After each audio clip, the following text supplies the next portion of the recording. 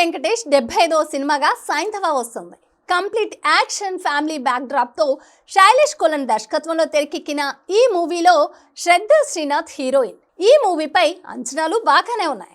అయితే ఈ సినిమాకు సంబంధించి సోషల్ మీడియాలో ఓ న్యూస్ వైరల్ అవుతుంది.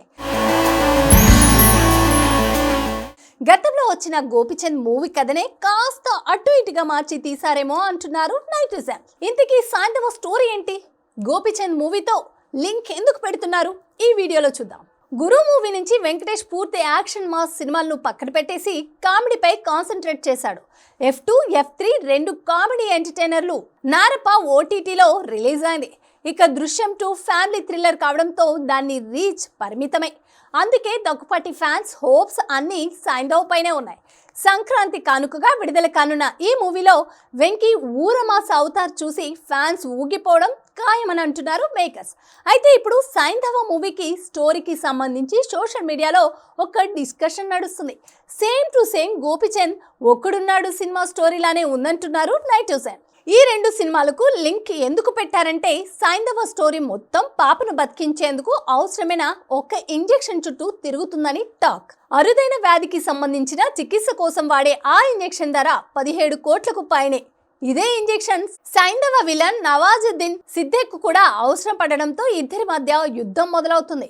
ఒకప్పుడు శత్రులనే వెంకీ నవాజ్లు దీనికోసం నరమేధానికి దిగుతారు. ఇదే స్టోరీ. 15 ఏళ్ల క్రితం చంద్రశేఖర్ ఏలేటి గోపిచంద్ హీరోగా తెరకెక్కించిన ఒకడున్నాడులే అరుదైన బాంబే బ్లడ్ కోసం హీరోయిన్ చంపేందుకు విలన్ మహేష్ మజ్రకర్ ముఠా వెంట పడుతుంది. ఫస్ట్ హాఫ్ లో మంచి థ్రిల్స్ తో ప్రేక్షకులను ఆశ్చర్యపరిచిన ఏలేటి సెకండ్ హాఫ్ లో ఇంట్రెస్టింగ్ కొనసాగించలేకపోయాడు. అందుకే ఆ మూవీ అంతగా మెప్పించలేదు. అక్కడ అరుదైన బాంబే బ్లడ్ గ్రూప్ కోసం వార్ నడిచింది.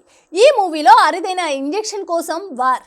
రెండూ ఒకటే స్టోరీ లైన్ కాకపోయినా బ్యాక్ డ్రాప్ ఇంచుమించు ఒకటే. Saindhav movie complete action backdrop లో ఉండబోతుంది. గోపిచంద్ మూవీతో పోలిస్తే సైంధవ ట్రీట్మెంట్ విషయంలో చాలా డిఫరెంట్ గా ఉంటుందంటున్నారు. ఖచ్చితంగా వెంకటేష్ కెరియర్ లో సైంధవ బెస్ట్ మూవీగా నిలుస్తుందని చెబుతున్నారు. ఓటు వేయడం మన హక్కు, మన బాధ్యత. ఆ ఓటు ఉందో లేదో కూడా చూసుకోవడం మన బాధ్యతే. మన ఓటు గల్లంత అయింది అంటే మన ఆస్తిని ఎవరో కొట్టేసినట్లే. వెంటనే మీ ఓటు ఉందో లేదో ఎక్కడుందో చెక్ చేసుకోండి.